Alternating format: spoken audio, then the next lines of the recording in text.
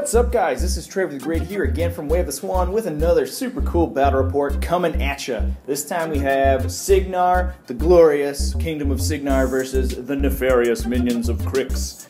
We have Major Victoria Haley, that's Haley2, versus Wraith Witch Deneghra, that's Deneghra2. And today, Deneghra2 is bringing her new theme force from No Quarter, sort of new, newest anyway, Body and Soul, which focuses on a lot of Cephalyx units and gives a lot of very powerful benefits to her list.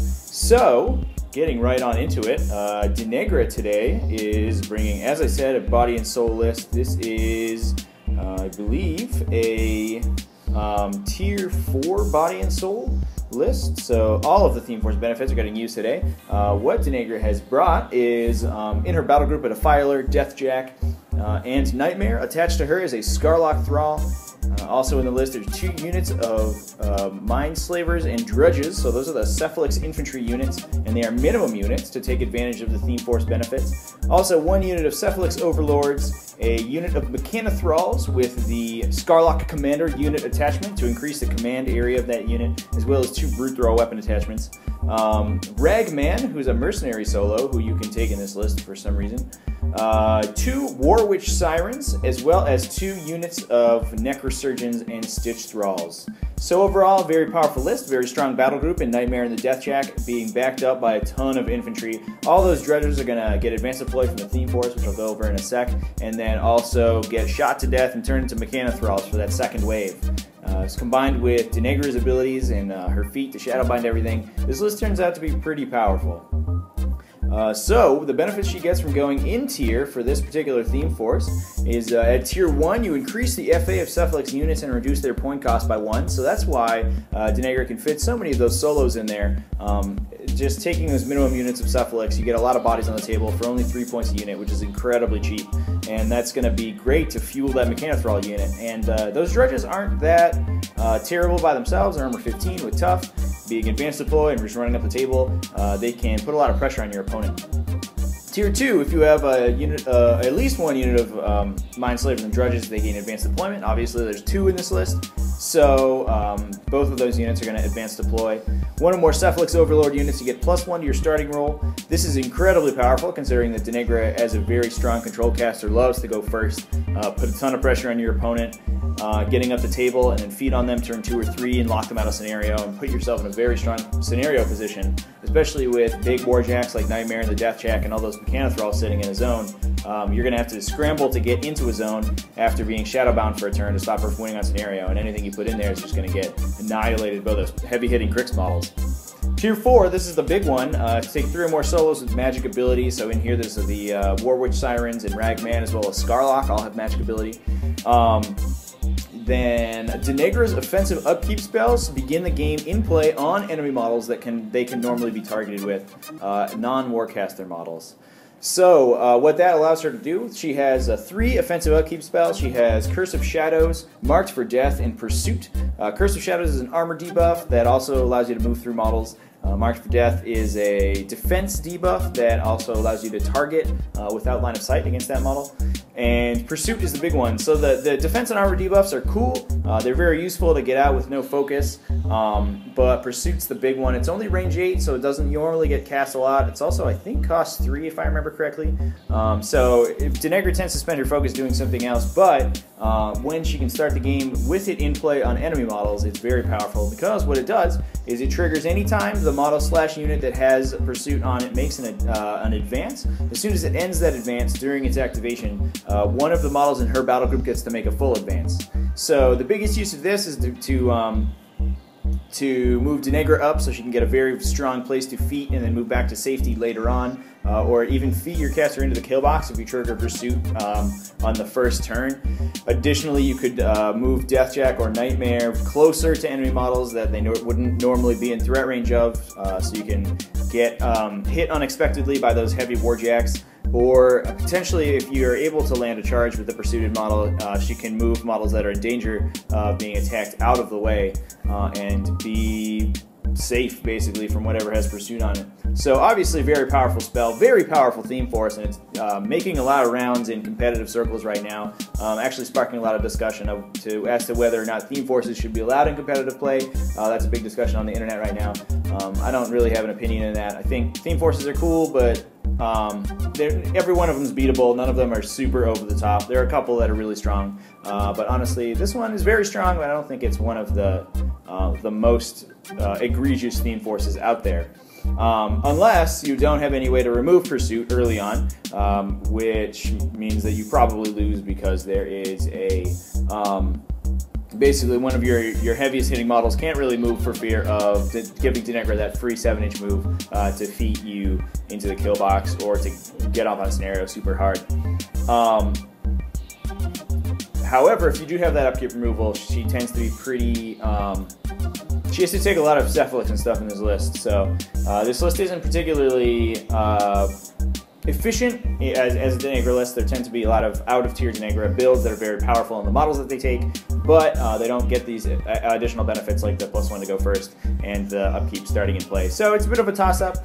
It can be a kind of 50-50 matchup if your opponent has upkeep removal. It's a very strong. It's not a very strong list. If they do, it's incredibly powerful. So it could really go either way with that.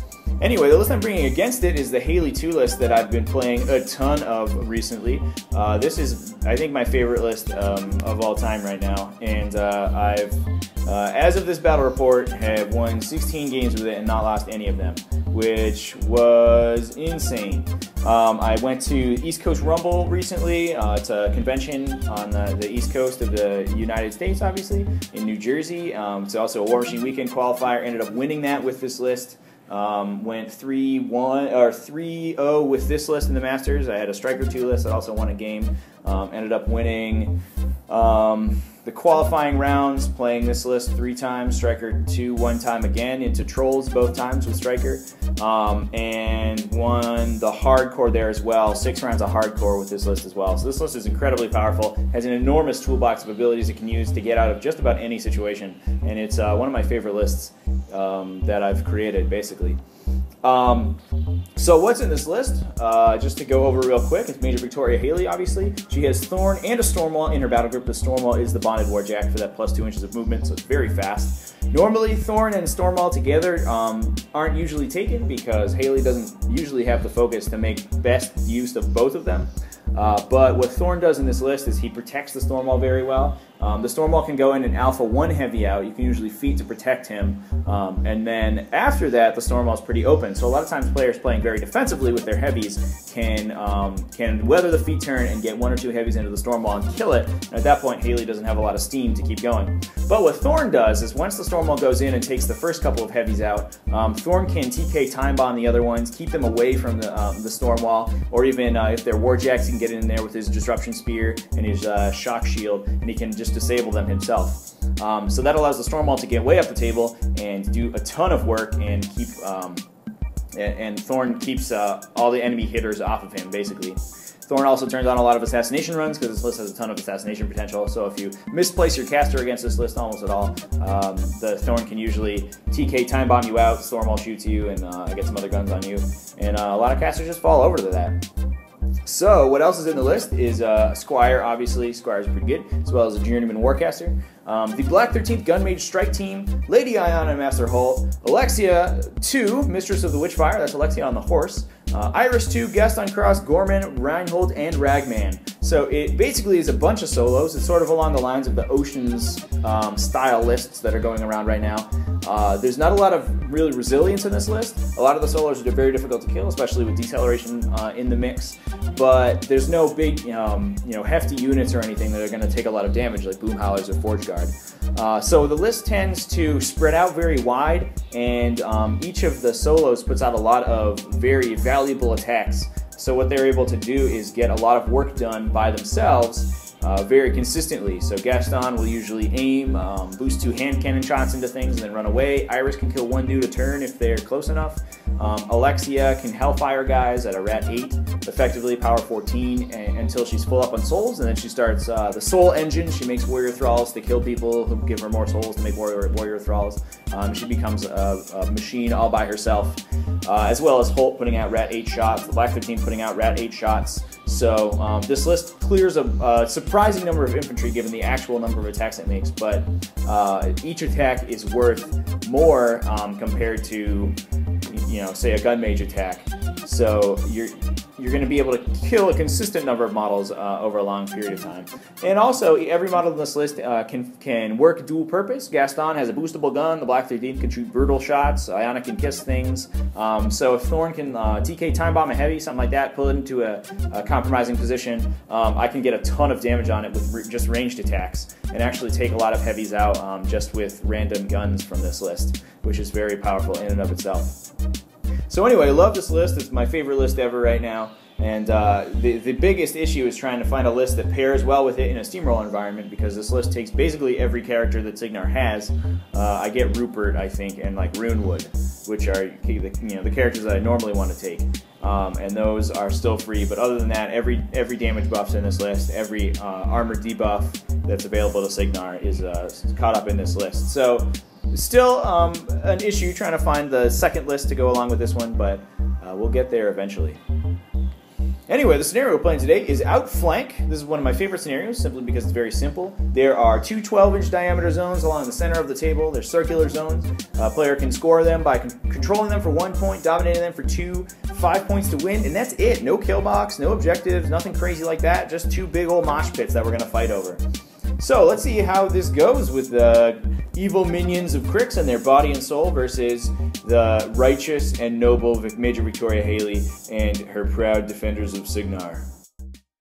So, despite the +1 to go first that body and soul gets, I ended up winning the roll to go first this game, so that was very good for me. Haley tends to like to go first. Deneghra loves to go first, so Deneghra losing the roll to go first and Haley getting it was a pretty big swing on my part.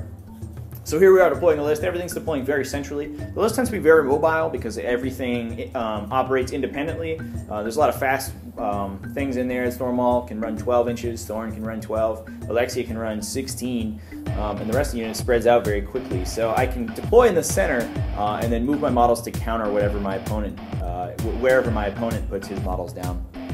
My opponent is deploying very heavily along the side of the table with the wall there. It looks like Deneghra is going to try to hide behind that wall and put up scenario pressure on my on that blue zone there, closer to the camera. My opponent's upkeep tokens go out. They actually get declared before we deploy models, so that I know what's going on. However, he did declare them, he just didn't give me tokens for them. So we got Pursuit on Iris, which is annoying because she's not going to be able to move without triggering Pursuit. Curse of Shadows on Gaston Cross and March for Death on the Black 13th. Iris ends up aiming and shooting WotS, snipering him for 1 point to drop Curse of Shadows off. And she's just going to chill there with Pursuit the entire game. Hopefully models will run within 12 inches of her so she can shoot at them, but other than that, she lives there now. Everything else running up, Thorn getting Arcane Shield, running up next to that house, the Black 13th moving up, trying to stay out of range to get easily Hellmouthed. You can see I'm spreading out my models a lot to stop a Hellmouth from really killing a lot of those very valuable solos. Hellmouth is one of the biggest issues for this list. It's effectively a 6-inch AoE that will kill just about anything in my army if it catches it. So I want to limit the amount of damage that can do. Once Alexia gets souls, it's a little easier to work around, but in the start of the game with that Arc Node down there that can run really far, I don't want to get randomly caught out and lose the Black 13th or something. So here are all the Cryx models moving forward, all those advanced deployed drudges moving up. My opponent taking care to keep the Mindslaver himself within 3 inches of several of his grunts so that he can sack pawn any damage. Fortunately, I have lightning, Alexia has magic, and I still have arcane bolts that can be used to deal with those Cephalyx models that I couldn't normally kill.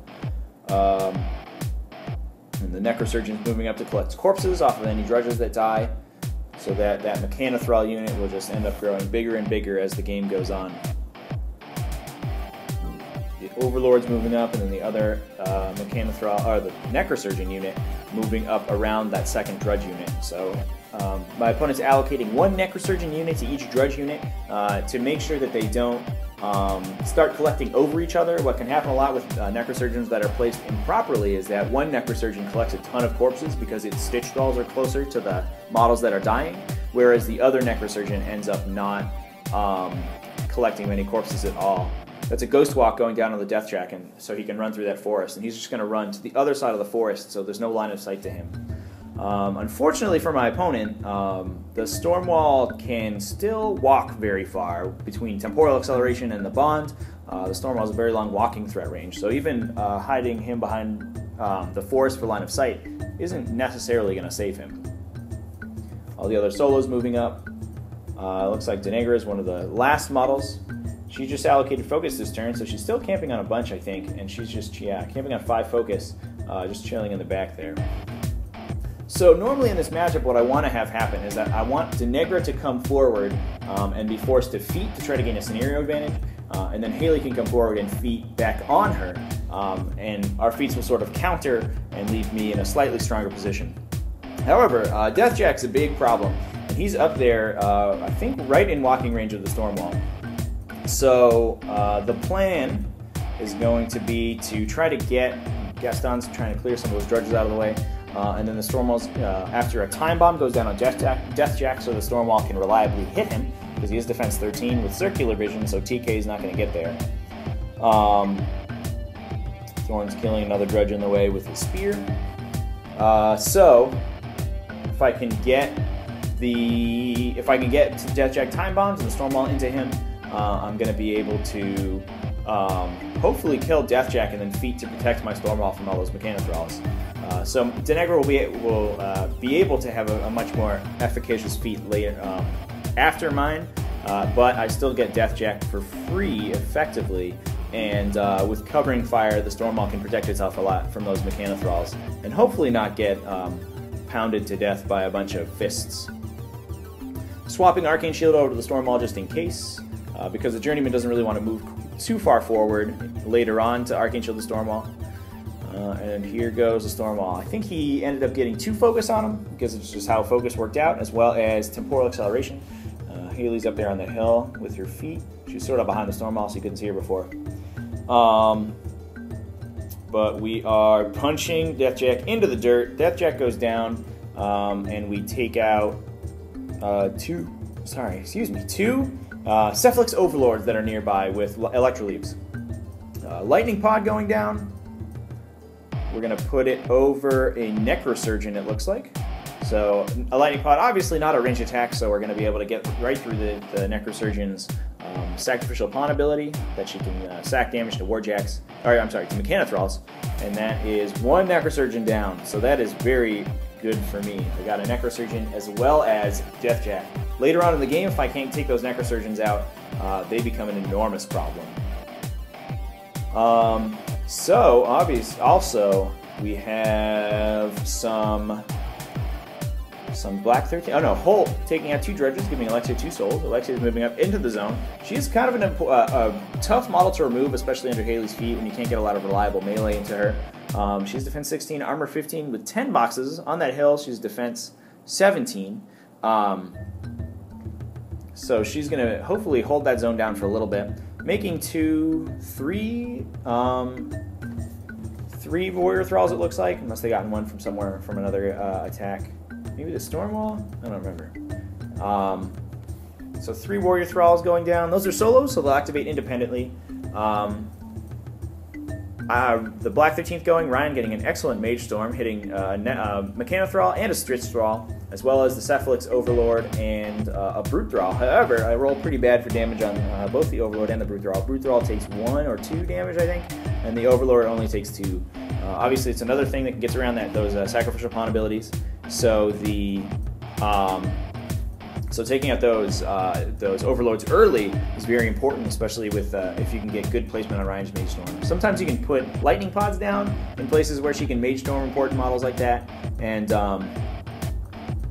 then you basically like to laser dot the nuclear missile that can take out those important solos and unit leaders. Warrior Thralls ended up taking out the Brute Thrall, and I put 1 into Nightmare. He missed his charge attack, but he's still engaging Nightmare, which is going to force my opponent to deal with him somehow. Haley's feet going down. This is forces Deneghra to sort of dawdle around for a turn. The MkII is moving pretty conservatively. Don't want to get too many into melee up close to give the Black 13th easy shots on them, but they're going to hang back, and hopefully that Necrosurgeon is going to be able to make more of them. The one remaining Necrosurgeon is going to be able to keep that unit alive, so later on they can really threaten the Storm Wall. Moving up some models to engage Thorn, and just push in that zone with the Drudges. My opponent's going to force me to take those models out so that they're going to turn into MkII. Fortunately, Drudge is not particularly useful this game, or in this particular situation. So more MkII will be better. The Necrosurgeon also moving back behind Deneghra, as you can see, just keeping that second Necrosurgeon safe so that MkII unit can continue to grow later on in the game. The Stitch Thralls are up there in the zone, way out of command, but fortunately they don't require command to collect corpses. So the Necrosurgeon can sort of chill back there in the back, continue to pump MkII into that unit, and unless I kill the Stitch Thralls, which don't really do anything besides collect corpses, she's going to be able to do that for the entire game unless I can take her out. Nightmare moved back. Unfortunately, my opponent didn't allocate him any focus to go Ghostly, and so since I activated him before any models that could give him Ghost Walk, he ended up not ignoring free strikes. So he took a free strike from the Warrior Thrall there, who did a significant amount of damage, took one of his arms off. So that was a bit of a mistake on my opponent's part, I think. Going Ghostly and walking out of there would have been much more effective. However, he ended up taking a bunch of damage for his trouble. Just some additional random attacks going on, I think. Oh, Ragman's Bone Shakering. That's what's going on here. We got a Bone Shaker going down a Warrior Thrall. Activates, kills the other Warrior Thrall with his sword, and that's going to kill both of those models. So 2 Warrior Thralls down for my opponent right now. Ragman's in the center there. I think he's being proxied by Deneghra2, I think, now that I think about it. Because my opponent misplaced his Ragman model. So Ragman is just off to the left-hand side of that forest, just next to Nightmare and a Brute Thrall there.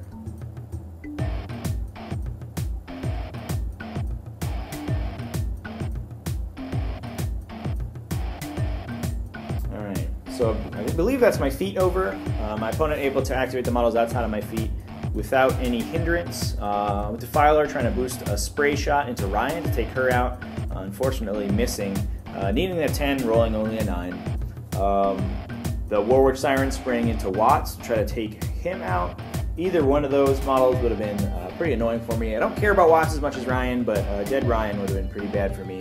So it's lucky that my opponent was able to, my opponent ended up missing that attack and leaving her alive. She's still a bunch of high value shots that she's going to be able to make. Deneghra, I believe, incorporeal this turn using Wraith Walker, and she's going to move. I think what happens here, she's the only model in her control area is the Storm Wall, so she's going to feet, hit the Storm Wall, and just move backwards. So that stops the Storm Wall in its tracks. It can't go into either zone.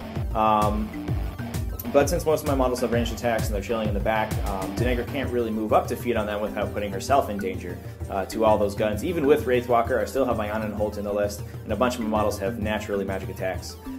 So she's just going to hold the Storm Wall there, hopefully put it in a position where it can't move into either zone and isn't really going to be able to do a lot to contribute to the game after killing Deathjack. My opponent still does have 2 War Witch Sirens in play, so what could happen at this point is that the Storm Wall gets Shadowbound for a couple turns if those War Witch Sirens are able to get charges in on them. The War Witch Siren back there in the top zone, the top red zone, doesn't have a lot of models to threaten it. The only models on that side, like Gaston and Thorn, don't ignore stealth, so I'd have to move up very close to it through all of those Drudges to be able to take that War Witch Siren out. The other War Witch Siren, however, my opponent tying his tape measure in a knot somehow with wizardry. Anyway, the other War Witch Siren in a sort of compromising position next to the Black 13th and all of those guns very far up the zone. Warrior Thrall, I think, went into a MkII Thrall, ended up missing.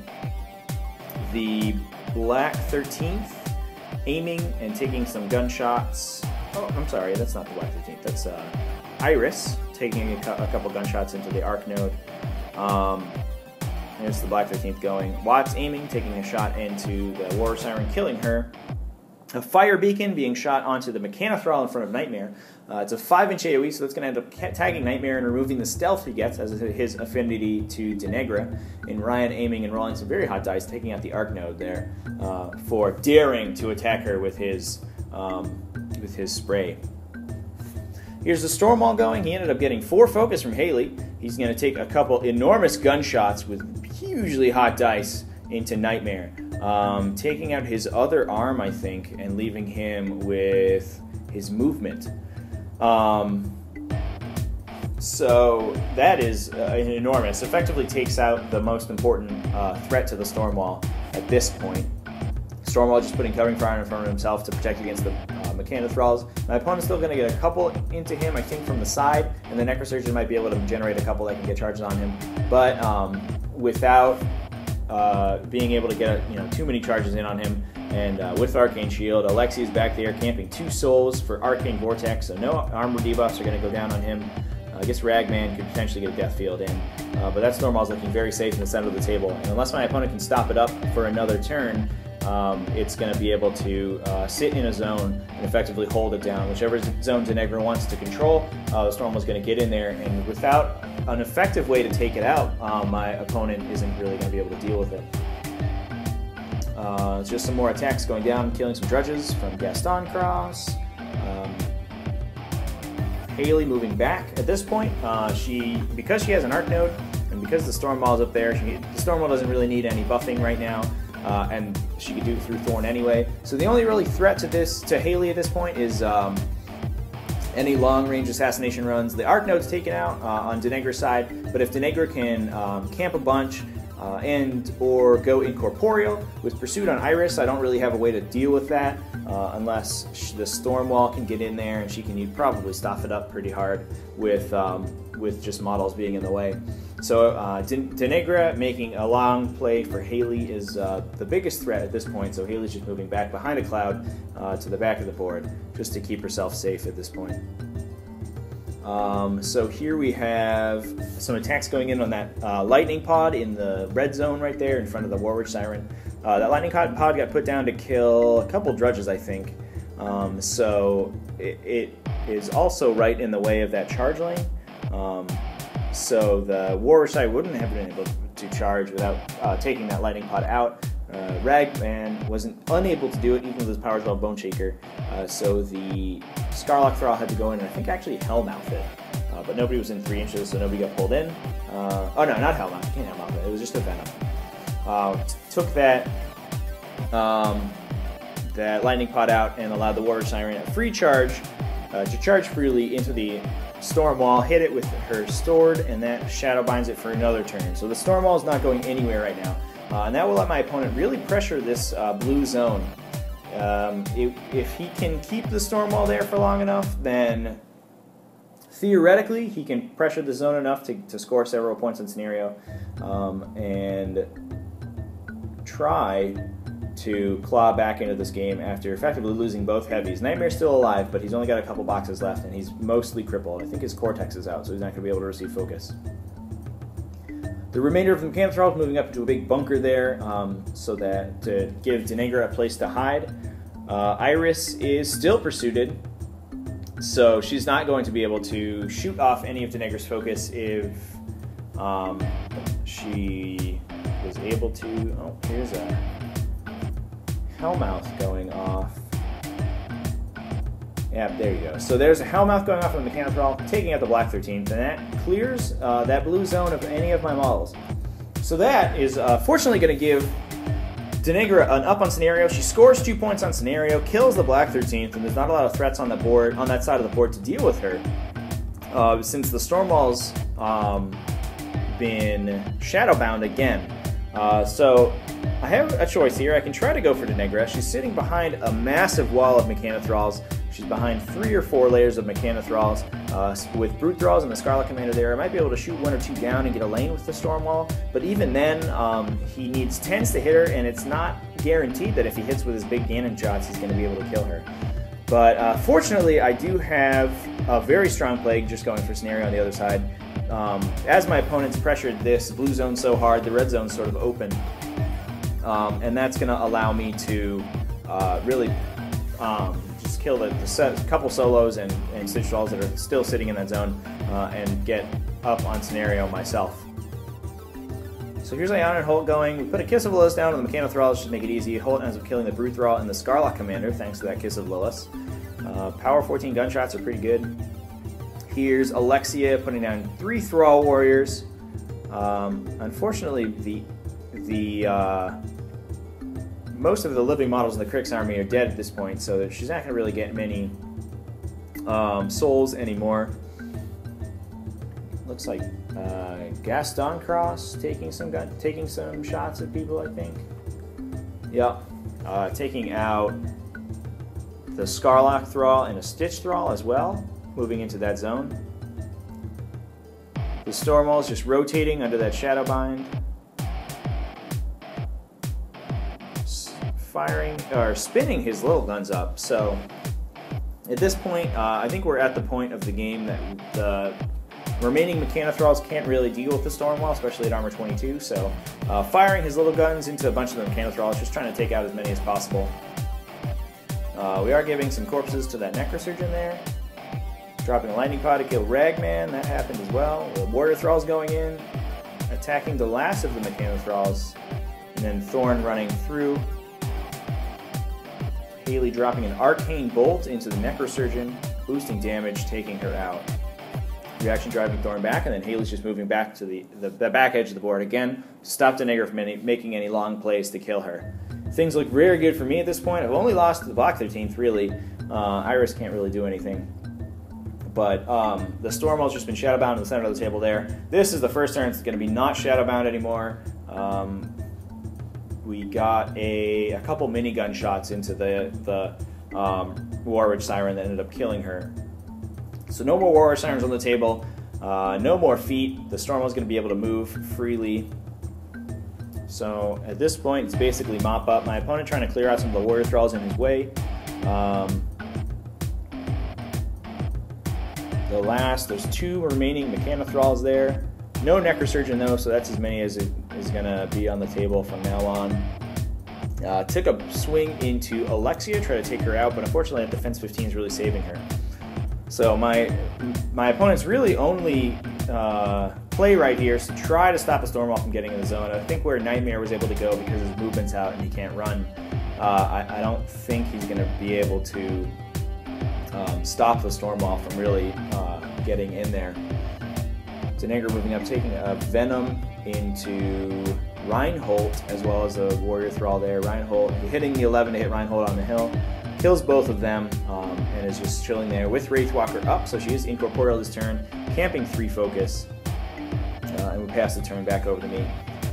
So at this point, not looking too good for the Cryx armies right now. There's only 2 MkII Thralls left, as well as Stitch Thrall stopping me from scoring again on that red zone. I've scored 1 point already from the last turn.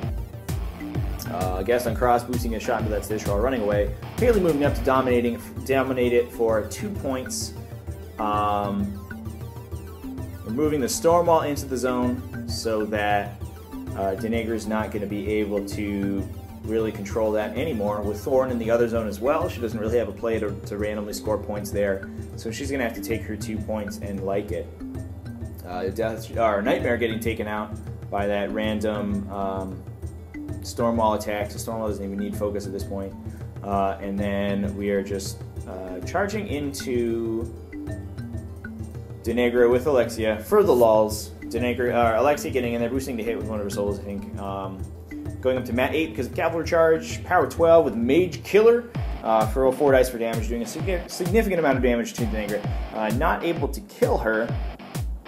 However, at this point, my opponent is unable to win the game since I'm dominating one zone, controlling the other one for 3 points per turn, and my opponent's only able to contest one zone, considering that Deneghra herself does not contest that blue zone. Moving around to try to kill Alexia, I think, just out of spite, and she's unable to do it. Alexia's still chilling there at armor 17 with 1 soul on her. Does she have a soul on her from something? Oh, Ragman, I think, gave her a soul. So she's chilling there with 1 soul, and just trying to kill Alexia, and is unable to do so. So that, my friends, will be the end of the game. A grand scenario victory for Haley and the forces of Cygnar over the devious Cryxians and their mischievous body and soul. So, I hope you guys enjoy this battle report. Hopefully this summer I'm going to be able to get to play more games of Warmachine. Towards the end of the school semester, I wasn't able to play a ton of games, so I wasn't able to record many battle reports. But I think that's changed recently because school's out and I'm just working now, so hopefully can get plenty more battle reports out to you guys, so stay tuned for that. And I hope you enjoyed this one. Keep it classy, folks.